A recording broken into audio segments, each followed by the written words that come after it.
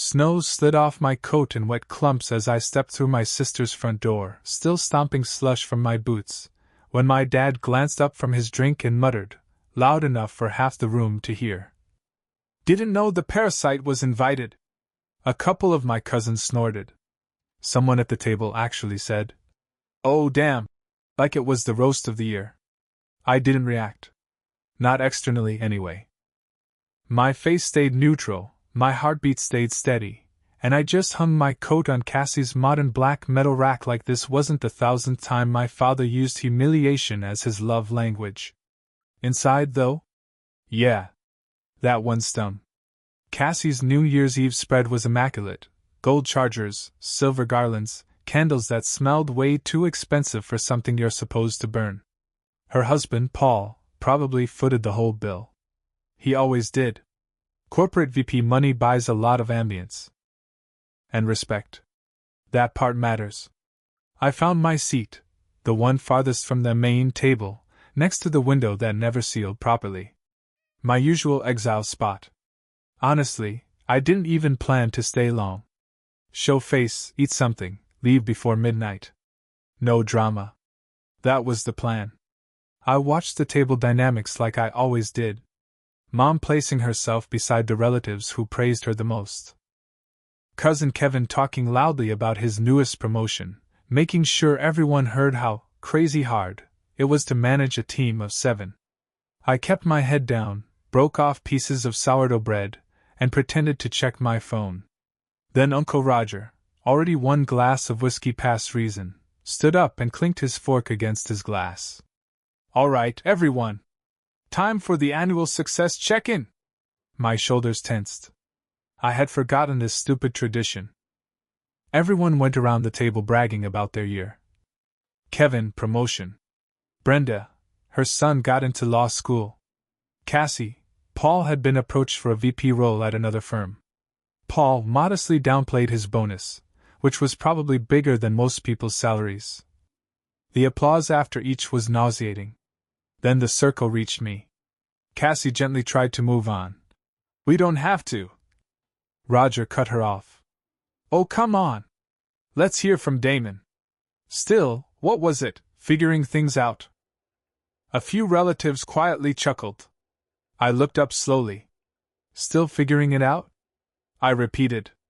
Paul, who had always treated me like some distant acquaintance instead of family, leaned over with polite curiosity. "So what do you do these days?" That was the moment, the single flicker of a second, when I realized I was actually tired. Tired of shrinking. Tired of letting them talk about me like I wasn't in the room. Tired of being the family's favorite cautionary tale. So instead of lying or downplaying, I told the truth. "I run Sentinel Risk Analytics." Paul blinked once. Twice. Then his entire face changed. "Wait. Sentinel? You work there?" "I run it," I repeated. "I founded it." The room went silent. As in, fork to plate frozen silent. Paul set down his water glass so slowly it almost trembled. "Sentinel Risk Analytics is one of the largest fraud detection systems in the financial industry. We use them at my company every day." My dad snorted, like Paul had just announced I said I could fly. "Damon doesn't run anything." Mom chimed in with that sharp, brittle laugh she used when she was embarrassed. "He does computer gigs. Freelancing. Contract stuff." "No," Paul said firmly, looking around the table. "I've been in meetings where Sentinel was described as the industry gold standard." He turned his screen toward Cassie. "That's him. That's your brother." Cassie's face drained of color. "Damon, is this real?" I nodded. And just like that, the dynamic shifted. Now they weren't dismissing me. They were reassessing me. Which somehow felt worse. The silence after Cassie asked, "Is this real?" lasted just long enough to become uncomfortable. I nodded once. "Yeah. It's real." You'd think I'd announced I was an astronaut or a cult leader with how violently the room's mood shifted. It wasn't pride. It wasn't even surprise. It was something meaner, The sudden realization that the person they'd mocked for a decade had slipped out of the box they'd put him in. My dad was the first to break the silence. "So you're telling me," he said slowly, "you run a tech company, and you never thought to mention it?" "You never asked," I replied. "That's not the same thing," Mom snapped. Of course, she jumped in. She always did when Dad started losing ground. "You let us think you were struggling," she continued. "You let us worry about you." I stared at her. "When exactly were you worried? Was it before or after you called me a parasite? Or when you asked if I was still doing that computer thing? Or maybe when you told everyone I should have stayed in school because I was wasting my potential?" "Damon," Cassie whispered, but she didn't deny any of it. She couldn't. Kevin, who absolutely couldn't stand not being the center of attention, cleared his throat. "Well, running a company and founding a company aren't the same. A lot of people slap CEO on a LinkedIn profile and—" Paul cut him off. "No, Kevin. I've literally seen Damon present a keynote at a financial summit 2 years ago. On machine learning and fraud detection. I didn't recognize the name because I didn't know Cassie's brother worked in fintech." The room shifted again. Embarrassment. Annoyance. One or two sour expressions that looked a lot like jealousy. It was Adam, my quieter cousin, who spoke next. "I've heard of Sentinel," he said. "We almost hired them last year. Implementation was, what, $500,000? Depends on the scope," I said. Adam did the math in his head. "So, revenue has to be at least 8 figures. Mom's eyes widened. Dad's jaw clenched. Kevin's head snapped toward his wife like he needed confirmation he'd heard correctly. And then Mom said the thing that revealed exactly who she was. "You could have helped us," she blurted. "We've been struggling, Damon. Your father's retirement got hit, we had to refinance the house, bills have been piling up, and you were sitting on all that money?" There it was. Not, "Congratulations." Not, "We're proud of you." Not even, "Wow, we were wrong." Just entitlement. I looked directly at her. "You didn't talk to me for 2 years after I dropped out. You erased me. But suddenly, now that you know I'm successful, I'm supposed to financially support you. We're your family." She hissed. "Right," I said flatly. "The same family that calls me a parasite." Dad slammed his hand on the table. "You've always had an attitude problem." "No," I replied, standing slowly. "I just stopped playing by rules that only existed to keep me beneath you." Cassie begged everyone to calm down, but the air was already charged and crackling, too far gone to salvage. I grabbed my coat. "You know what's actually unfair?" I said, turning back to them. "Being treated like I'm worthless for 12 years. But yeah, I'm the problem. Happy New Year." And I walked out. As the door closed behind me, the shouting started. I didn't look back. I didn't need to. By the time I reached my car, the cold had cut through my coat and straight into my spine, but the adrenaline was hotter than any Arizona sun. I sat in the driver's seat for 20 minutes, engine running, headlights carving 2 perfect tunnels through the falling snow. My phone buzzed nonstop, like the family group chat had turned into a slot machine stuck on jackpot mode. "Cassie, please call me. I didn't know they treated you like that." "Mom, you embarrassed your father. On New Year's Eve. How could you?" "Dad, ungrateful brat." "Paul, that was intense. You okay?" "Unknown number.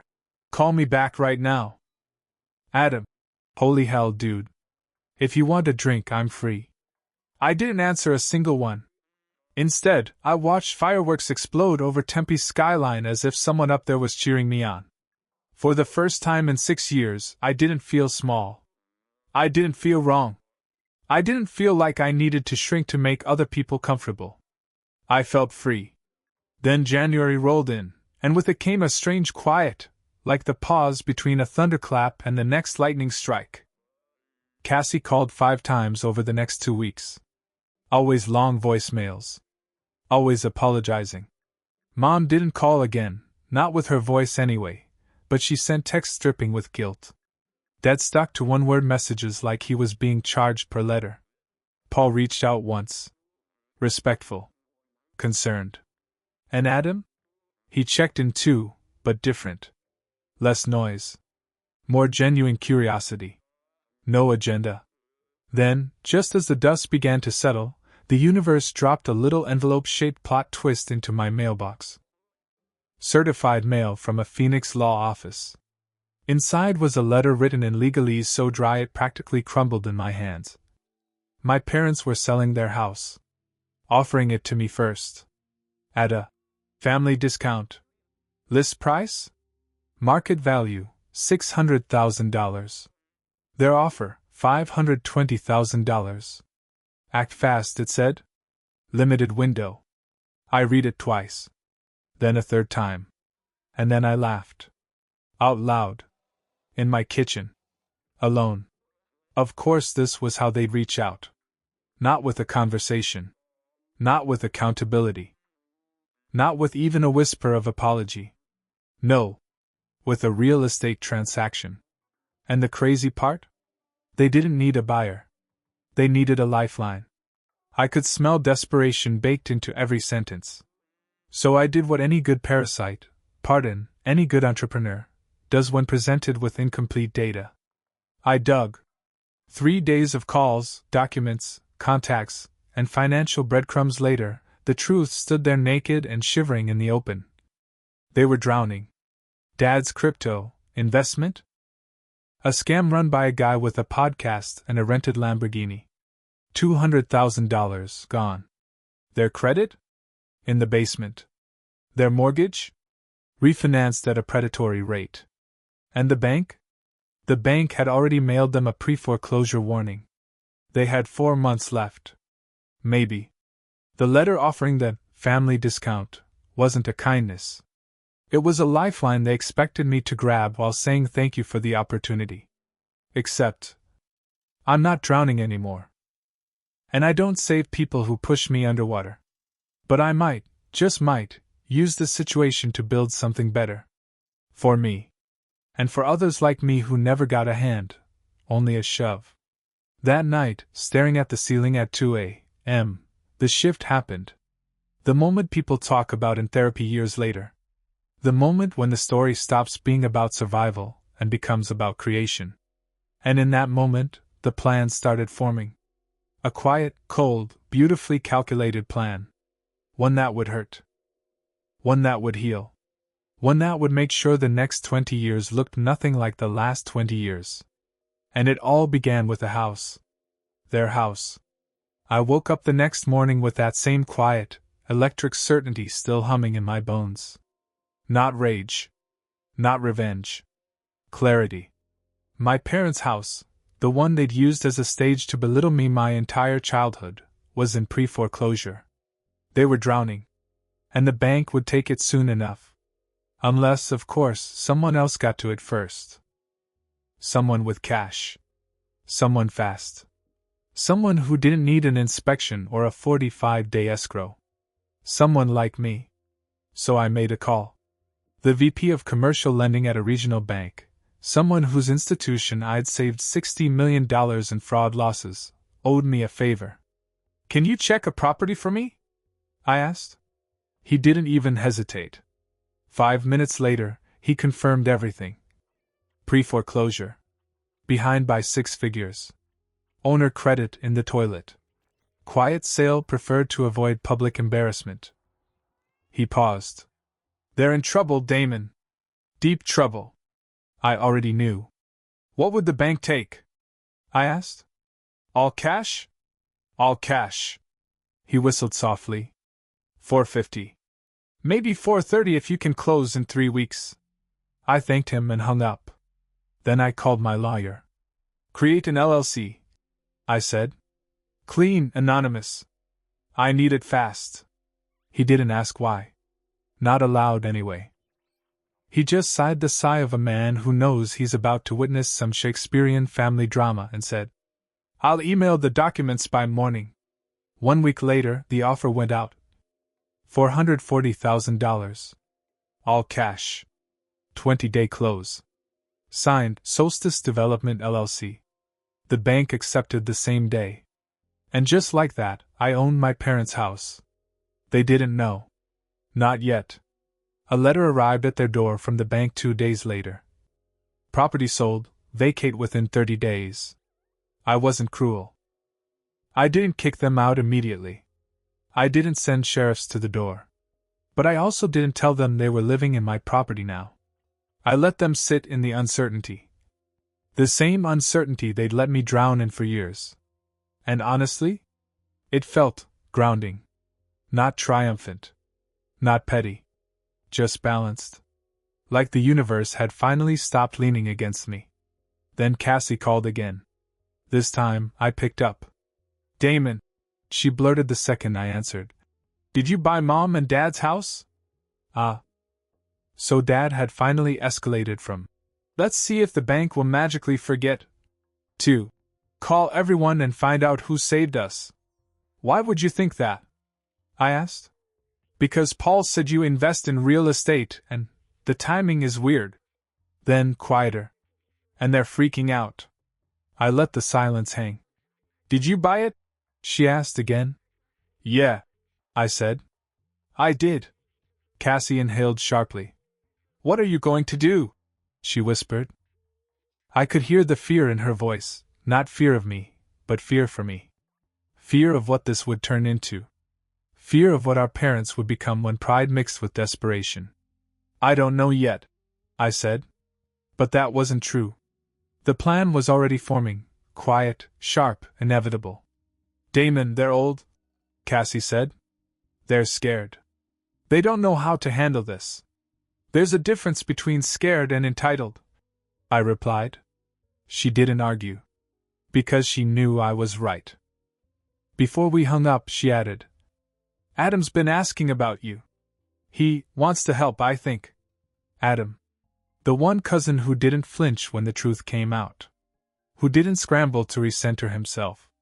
Who didn't shrink back into the family pecking order. Interesting. That night, I sat at my dining table, hands wrapped around a mug I wasn't drinking from, and realized something. This wasn't going to be a hit and run. This was going to be a reconstruction. A reclaiming. A redesign of a legacy that had been built on belittling me. It was time to build something new inside the ruins of the place that tried to crush me. And the foundation, pun absolutely intended, was already forming. Adam showed up to the diner exactly on time, because of course he did. He's one of those people who alphabetizes his spice rack and probably folds his socks with military precision. We were opposites in every way, except for one. We both knew what it felt like to be quietly sidelined in our own family. He slid into the booth, offered a small nod, and said, So, you definitely bought the house, right? I didn't bother denying it. Yeah. He let out a low whistle. Dude. That is something. We drank our coffees. Talked about work. Talked about how nobody in our family ever actually listened to anyone else. Talked about the New Year's dinner disaster like it was a scene from a dark comedy. Then he leaned forward. Can I ask something without you taking it the wrong way? Go ahead. What's your endgame here? Like in your gut, what do you actually want? No one had ever asked me that. Not once. Not in 33 years. I sat back. I want them to see me, I said finally. Not the screw-up version they invented. Not the dropout they joke about. Me. Adam nodded slowly. That makes sense, he said. Honestly? I'd want the same. We talked for another hour. By the end, something clicked into place in my mind, something sharp, clever, poetic. Not revenge. Not punishment. A correction. A reallocation of misused resources, if you want to put a tech spin on it. I spent the next 3 weeks building the machine. Registered a foundation. Filed the IRS documents. Hired a part-time director. Built a board with 2 people I trusted and 0 relatives. Wrote a mission statement so clean it could have been framed. Supporting underestimated entrepreneurs told they would never succeed. I wasn't subtle. Then I toured my parents' old house. Empty. Clean. Echoing. Dust on the hardwood floors where their furniture had been. The outline of their couch still visible like a ghost print. For the first time ever, the house felt quiet. Not angry. Not judgmental. Quiet. Perfect.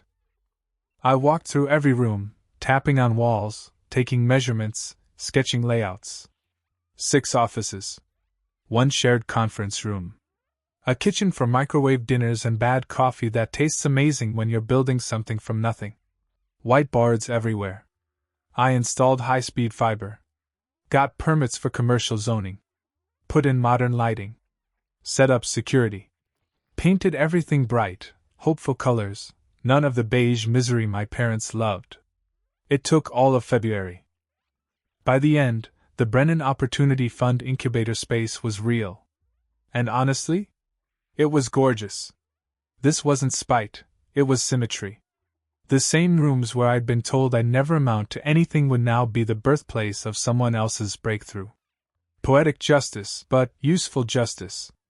Then Adam showed up again, this time with a notebook and a laptop. He sat down across from me in the conference room. "Okay," he said. "Walk me through the whole thing." So I did. The structure. The applicants. The mentorship programs. The pitch nights. The partnerships with 2 credit unions and a community college. He just nodded, scribbling details like he was auditing a billion-dollar startup. When I finished, he set his pen down. "This," he said slowly, "is the coolest thing anyone in this family has ever done. Thanks. But also, this is going to detonate them." I shrugged. "They built the explosives." He grinned. "Fair." Before he left, he asked, "When are you telling them?" "Mom's 60th. Dinner?" "Yep." He shook his head. "Good Lord. I want front row seats." "You'll get them." And then he hesitated. "Damon, if you need help, like actual help, lean on me. Please. I'm in." Nobody in my family had ever said that to me. Not once. It felt surreal. Warm even. "Okay," I said. "Good," he replied. And left. As the door closed, I looked around the renovated space, the same house that once made my stomach knot, and realized something huge. This wasn't for my parents. This wasn't even about them anymore. This was for the kids like me. The ones who got dismissed. Underestimated. Belittled into silence. This was the start of something bigger, and I could feel it. Mom's 60th birthday dinner was set for a Saturday evening in March, one of those full-production family events that made everyone miserable but looked great on Facebook. Cassie rented a private room in a fancy Scottsdale restaurant. White tablecloths. Candlelight. Soft jazz playing in the background like it was legally required. I got there early. Not because I wanted to, but because I needed to. The envelope was in my jacket pocket, thick, heavy, full of documents that would shift the plate tectonics of our family dynamic. Cassie walked in 5 minutes later, heels clicking, hair perfect, smile polite but stressed. She hugged me. "I'm really glad you came," she said. "Wouldn't miss it," I answered. She studied my face for a second. "You seem different." I shrugged. "Maybe I am." People trickled in. Kevin showed up loud. Uncle Roger showed up tipsy. Aunt Brenda showed up judgmental. Then Adam walked in. We exchanged a nod. Nothing obvious. Nothing dramatic. But I felt calmer the second he sat down. And then my parents arrived. Mom soaked up every compliment like a sponge dropped in a puddle. Dad walked stiffly, jaw tight, like someone had forced him into a suit at gunpoint. Mom hugged me, a quick, brittle hug. Dad muttered a hello, that sounded like he'd swallowed a thumbtack. Dinner started. The appetizers came out. Conversation buzzed fake and cheerful. I stayed quiet, counting down the minutes. Because I knew Roger. I knew he wouldn't be able to resist his big moment. Sure enough, as the main course plates were cleared, he smacked a fork against his wineglass. The clinking echoed through the private room. "Oh God!" Adam whispered across the table. "Here we go." Everyone lifted their glasses. Roger launched into a syrupy speech about Mom being the glue that held us all together, conveniently leaving out that the glue was mostly guilt and unsolicited criticism. A few people followed with short toasts. Then Cassie looked at me and said softly, "Damon?" All eyes turned. I stood slowly, glass in hand, heartbeat steady. Mom smiled, expecting something sweet. I watched that smile. Let it sit. Let the room get tight and quiet. "Mom," I began, "you've definitely been a presence in my life." A few confused chuckles. "I've had a lot of time this year to think about what I'll accept and what I won't. What I value and what I don't." Mom's smile wobbled. Dad's jaw clenched. "And I realized something. Some people need gifts they want. Others need gifts they deserve." I reached into my jacket pocket, pulled out the envelope, placed it gently in front of her. "Open it." Her fingers trembled as she slid the papers out.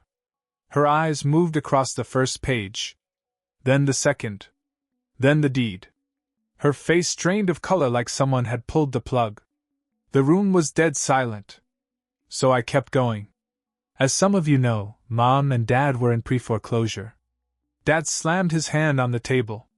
"Damon." I held up a hand. "They were going to lose the house." I continued calmly.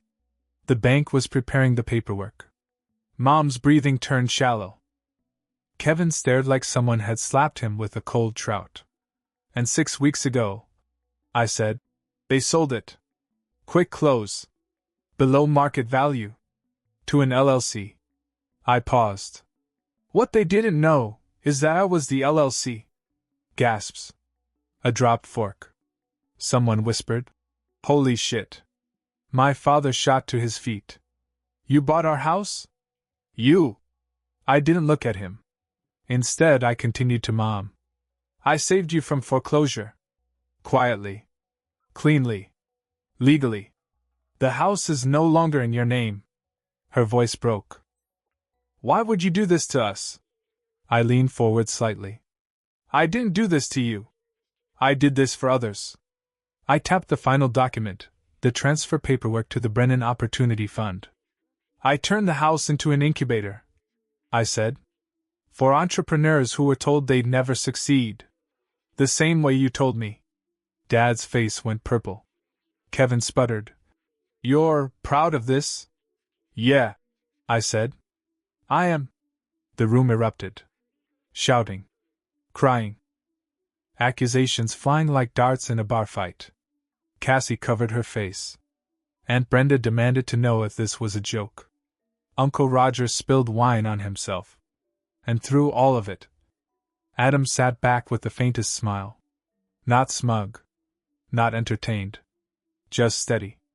Like he already knew I'd walk out of this fire unburned. I raised my voice above the chaos. "You have 2 weeks to move out. Movers are scheduled. Paid for. And I already found you a rental you can afford on your actual income." "You're heartless." Mom sobbed. Dad snapped, "You're not part of this family." I finished my wine. Set the glass down gently. "I haven't been for years." I turned to Cassie. "I'm sorry it had to be at your event." Then to Adam. "Let's go." He stood immediately and followed me out. Behind us, the room detonated again. But for the first time in my life, I didn't look back. Outside the restaurant, the air felt different. Cooler. Sharper. Cleaner. Maybe it was just the contrast after walking out of a human pressure cooker. Adam let out a low whistle. "Dude," he said, "that was wow." I exhaled slowly. "That was 11 years of swallowed words in one speech." He laughed. "Yeah. Your dad looked like he was about to start swinging." "He wanted to," I said. Paul intercepted. "Man deserves a medal." We headed to the parking lot, and without even discussing it, ended up at our usual diner. The one with sticky menus, good coffee, and waitresses who called us Han unironically. We sat down with 2 coffees and matching 1,000-yard stares. For a while, neither of us said anything. Then Adam went, "So, 2-week eviction notice. You sure about that timeline?" "I'm sure," I said. He nodded approvingly. "Well, it was thorough." My phone buzzed. And buzzed. And buzzed again. Adam raised an eyebrow. "Family group meltdown?" I slid the phone across the table so he could see the previews. "Cassie, that was cruel. I can't believe you did that to her at her birthday. Paul, I get why you did it, but Cassie is really upset. Call her? Mom, how could you humiliate me in front of everyone? You're heartless. Dad, you're dead to me. Never contact us again. Kevin, congrats. Dad always said you were a disappointment, and you just proved it." Adam read Kevin's message and snorted so hard he almost spilled his coffee. "That guy," he said, "is an Olympic-level clown." "I'm not responding," I said. "Good," he replied. "Let them stew." We ordered pie. Because sometimes you need sugar after detonating a family. The conversation drifted toward normal things: work, life, Adam's idea for a startup tool that automated compliance workflows. Something brilliant and niche enough to actually succeed. "You know," I said, "when the incubator opens, if you ever want to take a swing at it." He looked up. "Seriously?" "Seriously." His face did something subtle but important, surprised, but with relief mixed in, like he'd been waiting for someone to just believe he could do it. He nodded. "I'll think about it." Around midnight we walked out, each heading to our cars. Adam gave me a fist bump. "You did the right thing," he said quietly. For the first time that night, I believed him. I drove home with the windows down, cold air rushing in, the kind that made you feel awake in every molecule. At home, I stood in front of the big floor-to-ceiling windows, looking out at the lights of Tempe, feeling something new. Not adrenaline. Not rage. Not regret. Just clarity. My phone buzzed again. This time, I checked it. A name I didn't expect: Jordan, the kid I'd been mentoring, the one who built a budgeting app with duct tape and genius. "Dude. I got the acceptance email for the incubator." "I can't believe it." "Thank you?" "Seriously. Thank you?" I smiled. Typed back. "You earned it. Don't waste the chance." And that was the first moment, after all the shouting, guilt, and accusations, that I felt the weight shift. This whole thing wasn't about revenge. It was about building something real. Something good. Something I wish someone had built for me when I was 21 and terrified. 2 weeks. 6 entrepreneurs. A house full of ghosts turned into a house full of beginnings. And for once, I wasn't looking backward. 2 weeks later, I stood in the driveway of the house I grew up in. Except it didn't feel like mine anymore. Or my parents'. Not really. Fresh paint. New locks. A bright blue sign by the walkway. Brennan Opportunity Fund, Incubator entrance. For a second, I just stood there. Not grieving. Not nostalgic. Just acknowledging the strange symmetry of it. Behind me, a moving truck rumbled away. My parents had left that morning, silently, stiffly, without a word. Cassie tried to get them to say goodbye. They refused. I didn't go inside until they were gone.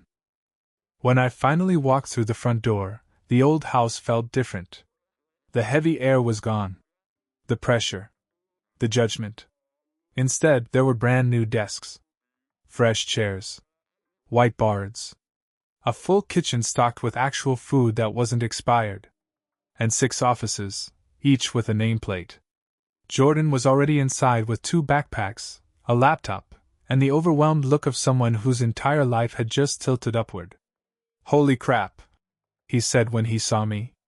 "Damon, this is insane." "It's just a building," I said. "You're the one who's going to make something here." His eyes actually teared up. I pretended not to notice. One by one, the others arrived, 3 women, 2 men, all brilliant in different ways. A robotics kid. A social impact founder. A couple building a fintech budgeting tool for Spanish-speaking communities. A sustainability inventor with a patent half-written. They were hungry. Focused. Exactly the kind of people my parents would have dismissed instantly. I gave them a short welcome speech, nothing dramatic, just a reminder that they'd earned this. Then I stepped outside for air. And found Adam leaning against his car, 2 coffees in hand. He handed me one. "How'd it go?" he asked. "Good," I said. "Better than I expected." He took a slow sip, studying me. "You look lighter." "Probably am." We walked the property together, him pointing out compliance reminders I needed to fix, me pretending I understood half of them. The entire time, he didn't ask about my parents. Didn't push. Didn't pry. When we reached the end of the driveway, he said, "You know, your dad calling you a parasite?" I raised an eyebrow. "What about it?" Adam shrugged. "Parasites drain. You didn't drain anything from them. You just stopped letting them drain you." That hit harder than I expected. We stood there in silence for a moment. Then my phone buzzed with an unknown number. I almost ignored it. But something made me answer. "Damon Brennan." A voice cleared its throat. "This is David Whitmore, from Whitmore Capital. We talked last week." "Right," I said. "About partnerships." "Yes." "Well, our firm is extremely interested in backing entrepreneurs coming out of your incubator. And," he hesitated, "we'd like to discuss a long-term funding pipeline. Something substantial." I blinked. "How substantial?" He named a number. A big number. A number that made my hand tighten around the phone. I glanced at Adam. He was watching me like he knew the conversation was about to change something. "Send me the paperwork," I said. "We'll talk." After I hung up, Adam asked, "Good news?" "Very." He grinned. "See? You torched one house, but you're building a whole neighborhood." I laughed, a real laugh, not the tense, sarcastic thing I usually did around my family. Then he clapped me on the shoulder. "You did something good, Damon." "Yeah," I said quietly. "Finally." We stood there watching the entrepreneurs move in, carrying laptops, whiteboards, backpacks, ideas bigger than their budgets. This house had once been a place where I was small. Now it was a place where people could grow. And for the first time in years, I didn't feel bitterness. Or anger. Or the need to prove anything to anyone. Just pride. Not the loud kind. Not the petty kind. The quiet, steady kind that doesn't need an audience. As we headed back toward his car, Adam asked, "So what now?" I looked at the house, the news sign, the people inside. "Now?" I said. "I stop surviving and start building." He smiled. "That's a hell of a plan." It was. And for the first time in my life, it felt like mine.